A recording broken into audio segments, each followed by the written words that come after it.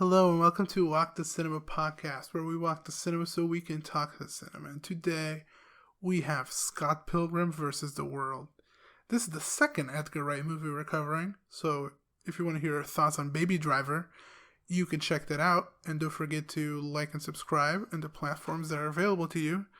So yeah, Scott Pilgrim versus the World. Yes. Probably one of my favorite Edgar Wrights. If not my favorite. I don't know. It's tough up top. It is.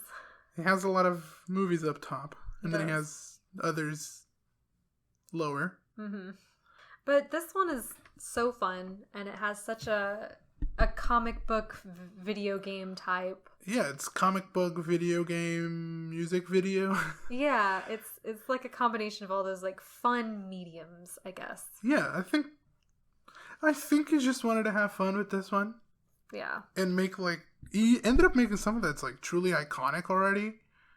Yeah, for something that came out in 2010. Yeah, everyone that's into movies has a Letterboxd account. They've seen this. Yeah. And chances are they liked it. Yeah. We're not going to say anything new probably with this episode. I mean, this is Edgar Wright at his most Edgar Wright. Yeah. I can say that. I don't know if I can say it's my favorite. But I can say it's his best from just, the editing is spectacular. Yeah. It's outstanding. Every transition is amazing and it works towards the story. Like, it's not there just to be there. Yeah. It's there to make the movie fluid, which it is. Yeah. And just to, I guess, kind of give a brief synopsis of it before we get into any, details. This story follows Scott Pilgrim, who is, I think, 22 years old, played by Michael Cera, and he's in a band. He's dating a high schooler after... Which is legal in Canada? Yeah, I guess. I don't know. But he's dating a high schooler after a pretty bad breakup that happened a year ago, and he ends up seeing this girl who's, the girl of his dreams. Yeah, it's a... Dream Pixie Girl. Yeah. I would say she is the Dream Pixie Girl, because we talked about Amelie before, but I think Ramona Flowers is the image of the manic pixie dream girl. Yeah. Yeah, for sure. And, he wants to start pursuing her after he loses interest in his high school girlfriend, and he basically ends up having to fight the League of Evil Exes, which consists of 7 of Ramona's exes, and he has to fight them for her love. It's not 7 ex-boyfriends. She makes that clear. Yes. She makes it clear, but, he doesn't get Michael Cera does not get it.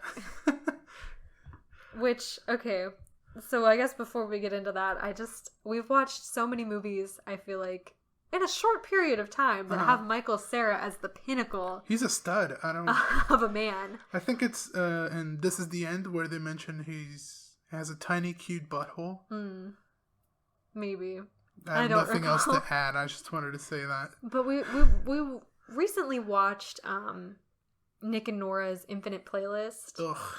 And I'd have to say that this movie is probably what that movie was trying to be. You know what I mean? That's a miss. Yeah. So, that's kind of how I view it, though. Because they're very similar in terms of, general feel. I'd say. Okay. I'd say. But this one is, so much better. I'm offended you're comparing them, honestly, but... I mean, if you've seen it, you probably understand what I'm saying. He doesn't, but... No, I guess I understand. I'm just offended. I'm not saying that, they should be compared, because, there's really no comparison in terms of goodness, but, There's a lot of goodness in Scott Pilgrim. Yeah. There's nothing serious about this movie. No. I mean, he's fighting 7 evil exes. That makes no sense.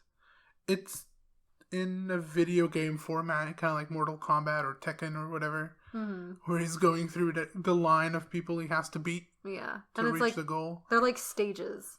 Yeah. Because it's also the stages, it goes through the the progression of who she dated, like, through her life. Mm-hmm. Like, she starts with the middle school boyfriend that she kissed once. Yeah, and then maybe didn't even kiss, I don't remember. Goes to her sexy phase. She did her girl, and then... Oh my god. But, you know... I'm quoting the movie. You can't be mad at me for this. But, you know... Anyway, the... Ramona is, like, the pinnacle of the manic pixie dream girl, like we said. Yeah. She's got, you know, the... Colorful hair. She's kind of mysterious. But she's super into him. From the get-go, he doesn't really do anything. I mean, he tries to portray some effort, right? Yeah. Into, you know, he orders from Amazon, so she delivers to him, and I don't know, it's not a lot of effort. No. She's basically already into him, which is the dream girl, I guess. Yeah. But she's also mysterious and, like, kind of no-nonsense type thing, and she's a little bit older and more mature than he is. Which reflects that you really shouldn't be dating the high schooler, Knives. Yes. Because Knives is so young. She's so young naive. and so naive, yeah. And it's like, Knives isn't a bad character, you know? She's a super good person. Yeah. She's, like, adorable as your little sister, maybe not someone you date. Yeah, but, you know, like, it is kind of... I mean, it's kind of to show that Scott doesn't, like, take into consideration the feelings of others, really. Yeah, which another one of his exes was just the drummer in the band. Kim. She says that all the time because she's still kind of slighted. Which there's a short that's called Scott Pilgrim vs. Animation that goes further into Kim's relationship with Scott. That shows that he broke up with her. Yeah. And that's why, you know, she doesn't really like him. She kind of likes him, but not really. I mean, she does feel slighted. Yeah. But, you know, Scott has to grow, I think, a lot in this. Which is what the stages are for. Yeah. He slowly accepts it and moves on, and then at the end, he does grow. Yeah. Even if Ramona has to push it out of him. Yeah, that's true. So, yeah, let's go through the stages. Yeah, so we have our first stage, which is Matthew Patel. He sends an email at first detailing the... That was pretty funny, yeah.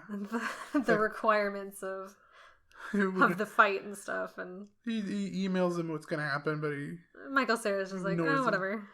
Okay, I kind of don't like this character. Okay. I don't like the costume design. I know that they kind of joke about what he's wearing, but I don't like how he looks. It's not iconic enough for the rest of the movie. Mm-hmm. Because other characters, like, you can picture what they're wearing, and this guy is just kind of weirdly dressed for the scenario.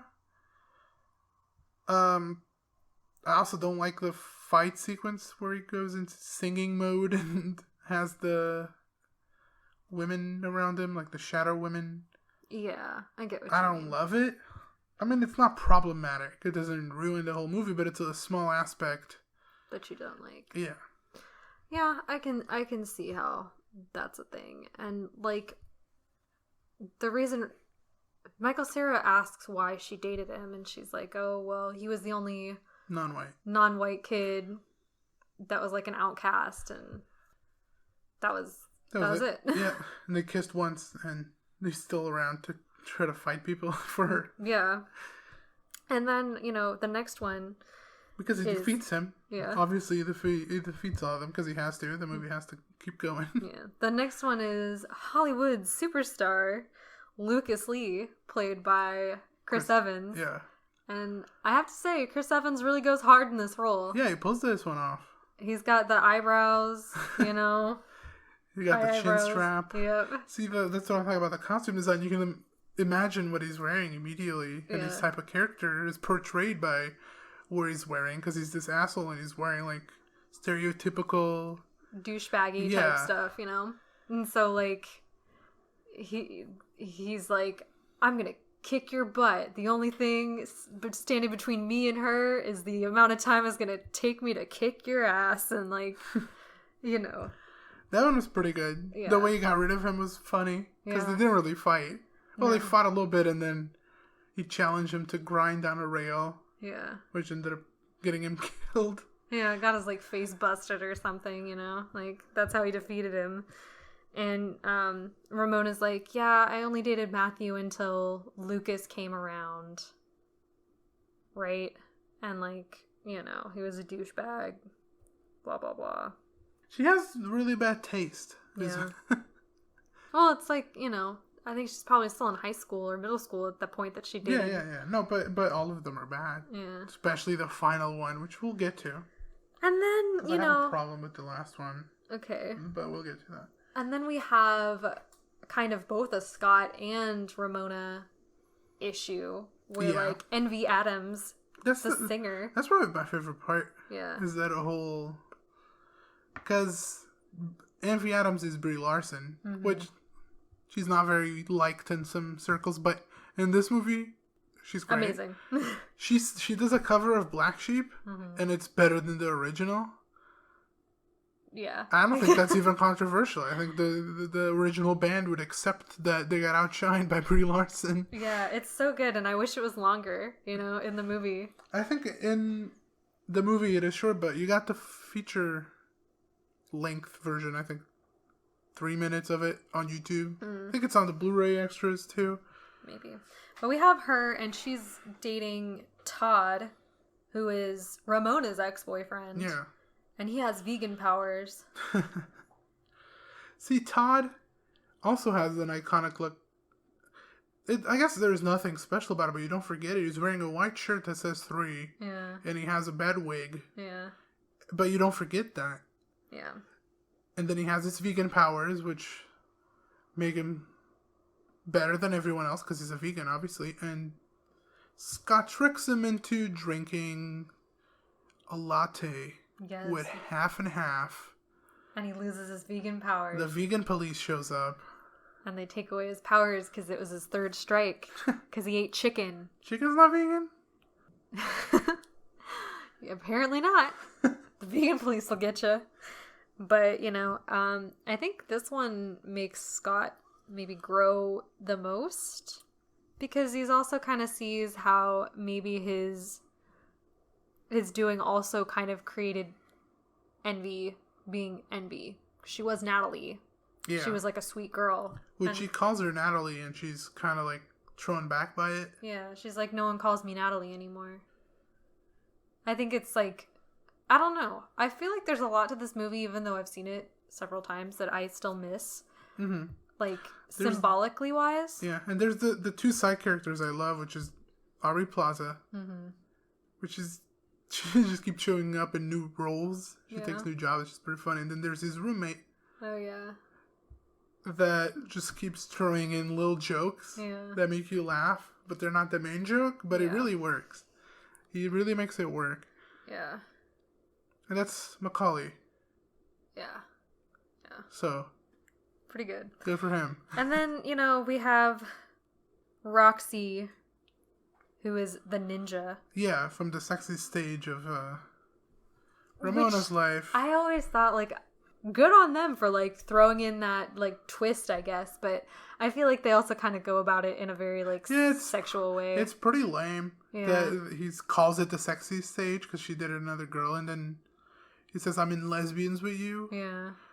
It's kind of lame and childish. A little bit. Because, okay, he's 22, but Edgar Wright wrote this. Yeah, and I don't know if it's, like, meant to be, like, satirical in that way, or... I don't know. It doesn't feel like it. Yeah, it doesn't come off as it, so... Yeah. I mean, does it ruin anything? No. Should we cancel them? I don't think so, but I would change it, personally. Yeah. I wouldn't call it the sexy stage, even though I have in this video multiple times. He's just quoting it, though, so I guess it's fine.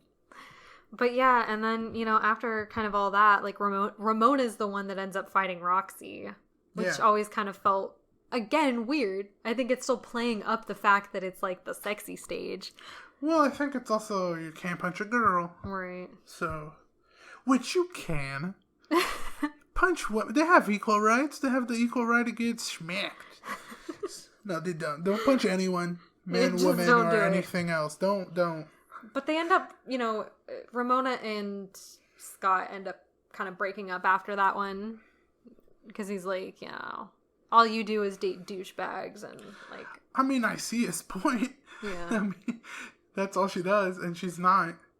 Yeah. She's not a great person, if you're being real. But I don't think she's doing anything wrong. Okay, but she's also not doing anything right. Yeah, but neither is Michael Cera's character. Scott Pilgrim also is kind of the worst. Yeah, they're both kind of the worst. So I feel like it's kind of, He's super childish. Yeah. I mean, because you think he's dating a high schooler. Yeah. He doesn't have that mental capacity to be like, oh, this is maybe isn't the best. He just wants somebody that's, like, super, super into him. Yeah, you want someone that would never say anything negative. Yeah. And just supports him, and that's what she does. She's a sweetheart, but that's because she's super naive and doesn't know anything. Any better. Yeah. And then, like, with Ramona, she changes her hair color, and he freaks out because he's like... Yeah, that's a controlling boyfriend type thing. Yeah. Which, I mean, realistically, okay? Like, we say it's a controlling boyfriend and it's bad, but if I showed up with purple hair tomorrow, you wouldn't be enthusiastic about it either. Well, I wouldn't be like, oh, I can't be with you anymore. No. But he was kind of like that, Yeah. So, it's childish in that way, too. But so, anyway, Ramona ends up going back with Gideon, who ends up being the music producer that Sex Bomb has been trying to, sign with. He's played by Schwartzman. Yes. Which I kind of hate. Yeah? I'm gonna be real. I love Schwartzman, and I love this movie. Mm-hmm. They just don't seem to match up for me. It feels weird to see him. I kind of get that feeling too a little bit, but it doesn't take me out of it. We saw it in the outtakes, and we saw all the extras on the Blu-ray. Yeah. we spent like an hour watching extras on the Blu-ray this last time before the episode, and you seem to like really fit with the cast and the outtakes, and they were having fun. But in the movie, it just seems weird that it's Schwartzman. Yeah. I don't know. He feels much older than anyone else.